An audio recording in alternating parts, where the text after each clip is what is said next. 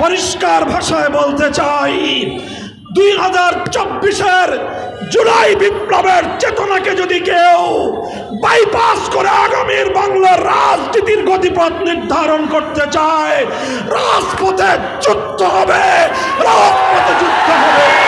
উচ্চ কক্ষে পিআর পদ্ধতি ছাড়া কোনো উচ্চ কক্ষ বাংলার মাটিতে বাস্তবায়ন হতে দেওয়া হবে না ইনশাআল্লাহ। কলকাতাকে লাথি মেরেছিল সেই বাংলার মানুষের উপর আবার দিল্লির আধিপত্য বাস্তবায়নের জন্য 1972 সালে বাকশালী ভারতীয় দালালের এবং ভারতীয় আধিপত্যবাদের চুক্তিপত্র নামে বাংলাদেশের সংবিধানকে তিনি ভারতের হাতে তুলে দিয়েছিলেন।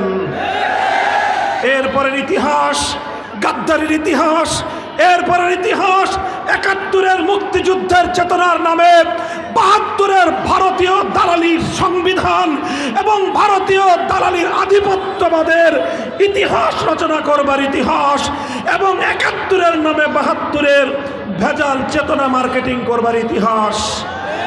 53 বছর পর্যন্ত আমরা দেখেছি যখনই এদেশের মানুষ ভারতীয় আধিপত্যবাদের বিরুদ্ধে রুখে দাঁড়াবার চেষ্টা করেছে, যখনই এদেশের মানুষ ধর্মনিরপেক্ষতা নামক ভারতীয় আধিপত্যবাদকে বাংলাদেশ থেকে উৎখাত করবার চেষ্টা করেছে, তখনই এদেশের মানুষকে রাজাকার এবং মুক্তিযুদ্ধ স্বাধীনতা বিরোধী ট্যাগ দিয়ে শেখ হাসিনা এবং তার দোসরেরা বাংলাদেশকে ভারতের একটি অঙ্গরাজ্যে পরিণত করবার পায়তারা চালিয়েছিল।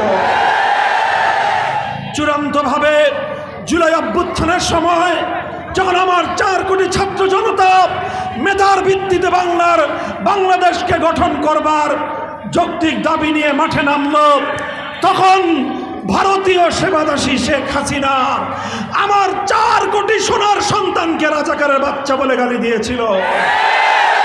সেদিনই আমাদের সোনার ছেলেরা বলেছিল, অধিকার চাইলে যদি রাজাকার হতে হয়, দেশের সাম্যের কথা বললে যদি রাজাকার হতে হয়, বৈষম্যের বিরুদ্ধে কথা বললে যদি রাজাকার হতে হয়, দিল্লির বিরুদ্ধে স্লোগান তুললে যদি রাজাকার হতে হয়, প্রতিটি শিক্ষাঙ্গনে স্লোগান উঠেছিল আমি কে তুমি কে। সেদিনই শেখ হাসিনার ক্ষমতার কফিনে সর্বশেষ ব্রেক ঢুকে গিয়েছিল। সংগ্রামী সাথী ও বন্ধুগণ, অতীতের তিক্ত অভিজ্ঞতাকে স্মরণ করে আমি আজ বাংলাদেশের ঐতিহ্যবাহী আন্দোলন সংগ্রামের এই গৌরবোজ্জ্বল ভূমি নারায়ণগঞ্জের রাজপথে আমি বলতে চাই, 71-এর মুক্তিযুদ্ধের চেতনাকে যেভাবে 72-এর বাকশালী সংবিধানের মাধ্যমে ছিনতাই এবং হাইজ্যাক করা হয়েছিল, আবার 24-এর গণ অভ্যুত্থানের চেতনাকে হাইজ্যাক করার চেষ্টা চলছে। পরিষ্কার ভাষায় বলতে চাই, 2024-এর জুলাই বিপ্লবের চেতনাকে যদি কেউ বাইপাস করে আগামীর বাংলার রাজনীতির গতিপথ নির্ধারণ করতে চায়, রাজপথে যুদ্ধ হবে, রাজপথে যুদ্ধ হবে।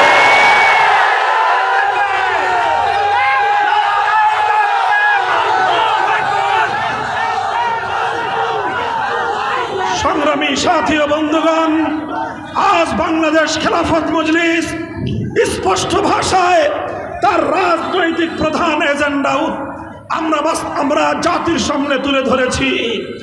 আমাদের এখন প্রথম এবং প্রধান এজেন্ডা হলো আগামীর বাংলাদেশ 72-এর আদর্শে পরিচালিত হতে পারে না।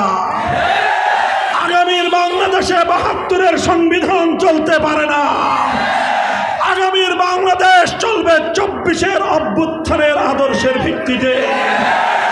তাই অন্তর্বর্তীকালীন সরকারের প্রধান ডক্টর ইউনূস সাহেবকে আমি সবিনয়ে অনুরোধ করতে চাই, প্রায় সহস্রাধিক জুলাই যোদ্ধার রক্তের উপর আপনি ক্ষমতার মসনদে বসেছেন।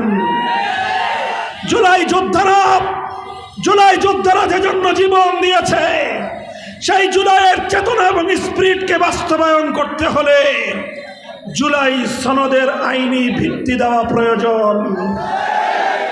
এটা ডক্টর ইউনূসের জন্য লজ্জার বিষয়, যে আজ বাংলাদেশের ইসলামী সংগঠনগুলো বাংলাদেশের জনতার আধ্যাত্মিক চেতনা নিয়ে এদেশের জনপ্রিয় রাজনৈতিক দলগুলোকে জুলাই সনদের আইনি ভিত্তি প্রদানের দাবি নিয়ে রাজপথে নেমে আসতে হয়েছে।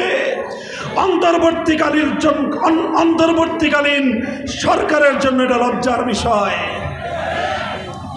পরিষ্কার ভাষায় বলি, স্পষ্ট ভাষায় বলছি, অনতিবিলম্বে রাষ্ট্রপতির আদেশের মাধ্যমে জুলাই সনদের আইনি ভিত্তির প্রাথমিক ঘোষণা প্রদান করতে হবে।